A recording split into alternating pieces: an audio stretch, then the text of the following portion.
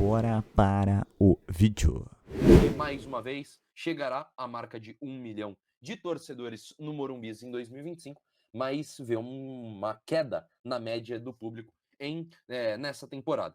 O São Paulo, que deve bater essa marca no próximo confronto contra o Bahia, no dia 25 de outubro, pela 30ª rodada do Campeonato Brasileiro, próxima partida dentro de casa, e até aqui foram 26 partidas em casa, com um público acumulado de 991.495 torcedores. Restam ainda 5 confrontos só como mandante, sendo 2 eles em outro local, né? Sendo lá na Vila Belmiro contra Flamengo e Red Bull Bragantino por conta de alguns shows no Morumbi.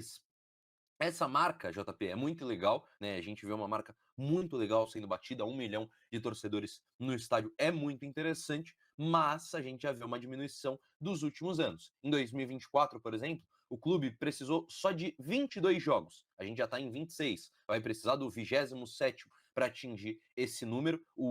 Na última temporada foi registrado no final do mês de julho. E a média se diminuiu nas últimas 2 temporadas, comparando a temporada de 2023, que tinha uma média de mais ou menos 38 mil torcedores. Não, nessa temporada 38 mil torcedores. Em 2023, uma média de 44. Em 2024, de 45 mil. Então, uma diminuição. E lembrando que nesse número não conta partidas em Brasília, por exemplo, como São Paulo jogou lá no Campeonato Paulista, uma das maiores idiotices, na minha opinião, que é levar um jogo para Brasília. São Paulo que na última temporada levou até um São Paulo e Corinthians para Brasília. Mas enfim, JP, legal a marca, mas eu acho que gera uma pulga atrás da orelha, tanto do torcedor quanto por exemplo, da diretoria, que vê essa média diminuindo.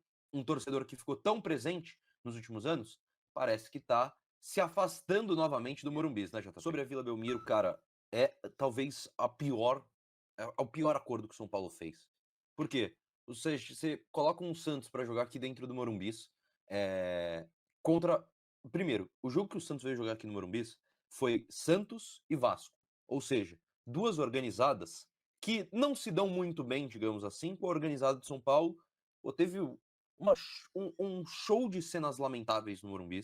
Eles ferraram a estação do São Paulo no Morumbi. E o São Paulo vai jogar em Santos, que, cara, não é mais benéfico para um clube. Eu entendo, São Paulo não quer jogar em gramado sintético e para mim tá certo. Fora de Allianz, fora de Pacaembu. Agora, para mim tem duas opções muito viáveis. O Canindé ou o Brinco de Ouro da Princesa. Eu acho o Brinco de Ouro da Princesa perfeito. Por quê? É um gramado muito bom, não é longe da capital e outra, é importante porque tem torcedor do São Paulo pra cacete no interior.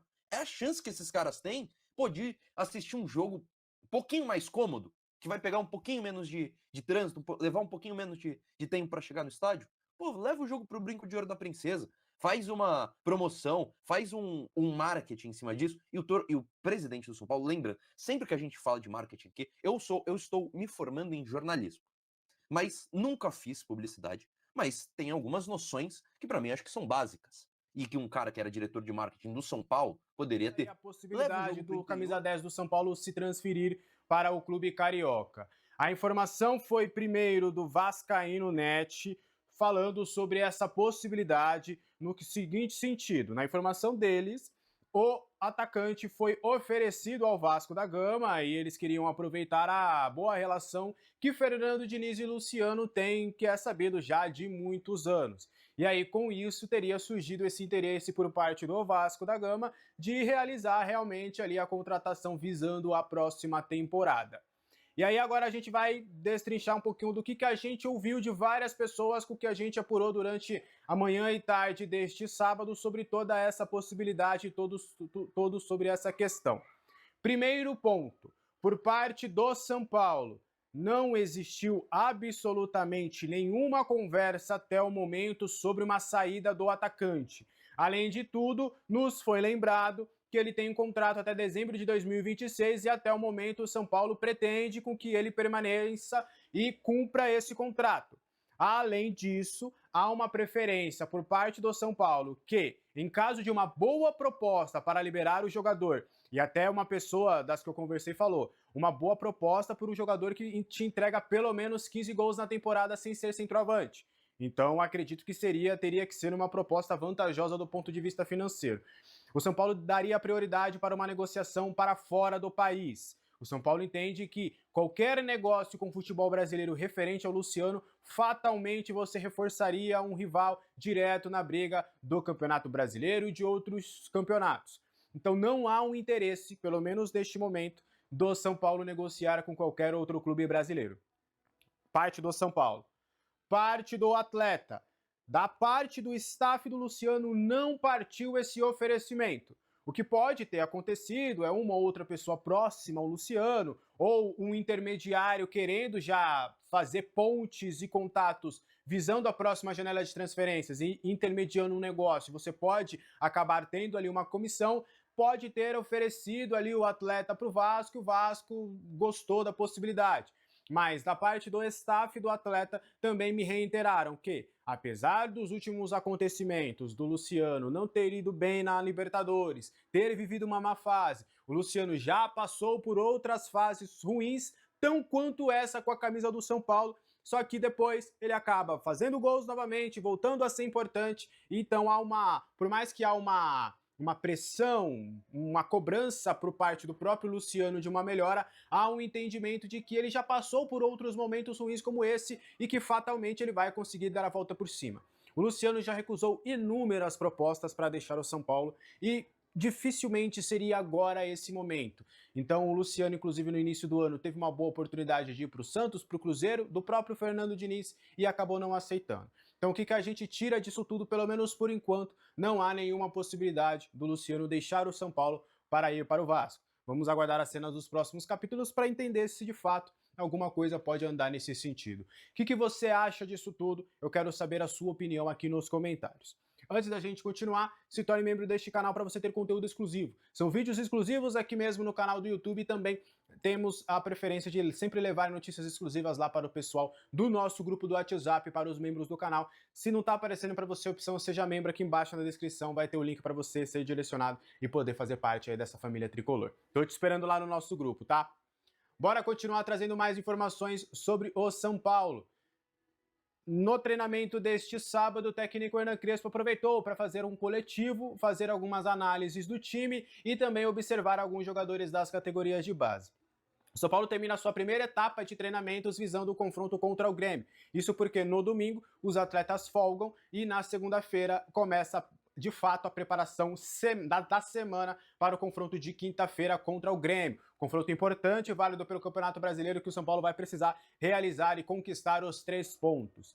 Neste treinamento, o técnico Hernan Crespo promoveu ali várias atividades mais intensas, um coletivo de fato, onde ele fez ali alguns apontamentos, fez alguns testes e também observou os garotos da base.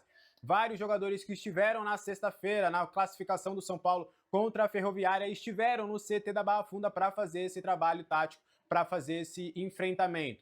Alguns atletas importantes do elenco profissional também tiveram rodagem, como o Lucas Moura, Oscar, jogadores que estão se reintegrando ali ao elenco profissional. E aí vários jogadores também de Cotia que foram observados. Teve também um outro time que foi um mesclado, né, de jogadores não estão utilizados do elenco profissional com jogadores da base. Então foi quase que um torneio, né? Fizeram ali as separações dos times e aí eles fizeram todo esse enfrentamento.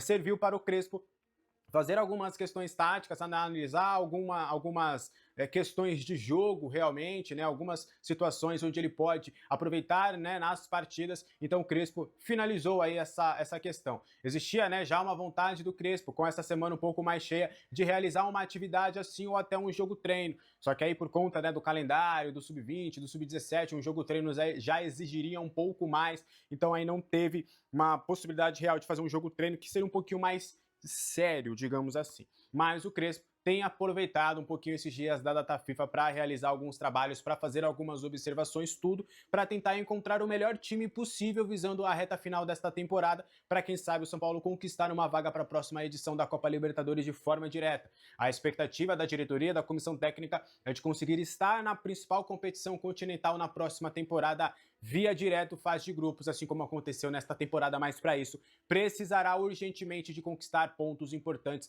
6 pontos nos 2 próximos jogos serão cruciais, porque você enfrenta um Grêmio e enfrenta o Mirassol, que é um confronto direto fora de casa, para você, quem sabe, recuperar os 3 pontos perdidos aqui no estádio do Morumbi. são coisas ruins, né? Porque os caras têm que saber porque eles estão sendo gravados. E só por falar em VAR, dos lances que o Palmeiras reclama, o amarelo mais amarelo, o VAR não pode fazer nada, que aqui pra mim o Bobadilha puxa, aquilo era amarelo, segundo expulsão, mas ele não pode interferir, só que a cotovelada do Alan Franco, ele fala, ô professor, Acho que tem um braço tem uma cotovelada sobrando aqui, pode expulsar. Que Então, mas ele não fala ele não de chama. forma clara. Ele não chama. Então. Eles ficaram preocupados com o que Isso. muitas vezes acontece. Ficaram preocupados com o impedimento. Isso, esqueceu da Foi gol. Já que foi gol, os caras... Isso, mas isso assim, é. mas Tá errado, tudo que né? os caras falam não foi assimilado pelo árbitro em nenhum momento. A bronca tá com o árbitro. Eu acho que essa equipe do VAR aí, ela pode até ser destituída e tudo mais. Mas a questão agora é Ramon Abate Abel e Rodrigo Sintra. Acho que é Rodrigo Sintra. Porque eu acho se que o você, Rodrigo- se você analisar o lance do lateral esquerdo do Flamengo, nós mostramos ontem, né? Como é o nome dele? O Alexandre. O Alexandre. Onde ele escorrega, atinge o jogador adversário. mas O árbitro não marca a falta, né? Não estou comparando com o pênalti, não. Porque Estou comparando com o deixar seguir. Entendeu? A gente não ouviu o VAR do jogo Flamengo porque não foi... e Cruzeiro, certo? aquele Não lance- foi nada, nem falta ele marcou Isso, e só nem pra cartão deixar ele mais deu, claro que porque ele surgiu o aqui. jogador do Flamengo já tinha amarelo, certo? Então ele tomou amarelo no começo do jogo. mas- Ele teria sido expulso se o árbitro tivesse interpretado, porque aquilo foi... Eu não estou comparando com o jogo do Palmeiras. Estou tentando olhar aquilo que fez o Abate Abel no jogo contra o Flamengo, no jogo contra o Cruzeiro, Flamengo e Cruzeiro, né? E com a insatisfação do Boto depois do jogo Palmeiras e São Paulo. Porque se ele pega, o jogador pula ali, é o Caio Jorge, não é? Não, acho que Não não. lembro o jogador que era, o Christian. E ele não deu a falta, ele não deu o amarelo, porque ali era para segundo amarelo. Então, se, de acordo com o raciocínio do Boto, a CBF quisesse prejudicar o Flamengo, ele teria dado tranquilamente, marca a falta e dá o segundo amarelo, certo? É um critério dele, né? E ainda bem, dos males o menor, que a CBF resolveu colocar os áudios para a gente ouvir, porque também surgiu uma fake ontem, antes da divulgação do áudio, de que o VAR chamou o Abate E ele não foi. e ele não foi. Ele Seria- não pode fazer isso. isso, é. Nenhum árbitro pode fazer isso. Está dentro do Exato. protocolo. Se chamar, ele tem que ir ouvir e aí lá ele pode falar: obrigado, gente, vou manter minha decisão. Tá bom? Só para deixar isso claro. Eu acho assim, tem uma mensagem do Betão aqui, mas o que adianta tudo isso que vocês estão fazendo? E é o encaminhar natural, né, em relação às cobranças. Eu mandei para o Arnaldo ontem, ele não concorda com a comparação, porque o Arnaldo está vendo esse jogo como Esse jogo é incomparável. uma sequência, né? É. E eu vejo, por exemplo, que é mais um episódio de arbitragem desastrosa no futebol brasileiro. E o que eu mandei, inclusive, para o Arnaldo, vou compartilhar com vocês, amanhã tem Atlético e Goiás, Série B do Brasileiro. No primeiro turno, no jogo em Goiânia, o goleiro do Atlético vai ao ataque no finalzinho do jogo para bater uma falta. O árbitro entende que esse goleiro está lá para reclamar e dá um segundo amarelo para o goleiro. O goleiro é expulso. Os caras vão, não, mas ele não está aqui para reclamar, eu vim bater a falta, tal. O cara vai no VAR e olha, dei errado. E aí anula o cartão amarelo e, por consequência, a expulsão. O Atlético ganha o jogo na sequência, com um gol no fim, não desse lance, mas um outro gol. O que acontece? O VAR não pode entrar em ação pelo protocolo para cartão amarelo. Então, o árbitro cometeu um erro de aplicação da regra. O Goiás entra no STJD, perdeu o jogo em casa, está brigando pelo acesso, está, inclusive, numa fase muito ruim nesse momento. O STJD, não, segue o jogo. Não tem consequência alguma para o clube. Mas o Alexandre de Jesus, que é o árbitro daquele jogo, não apita mais nenhuma.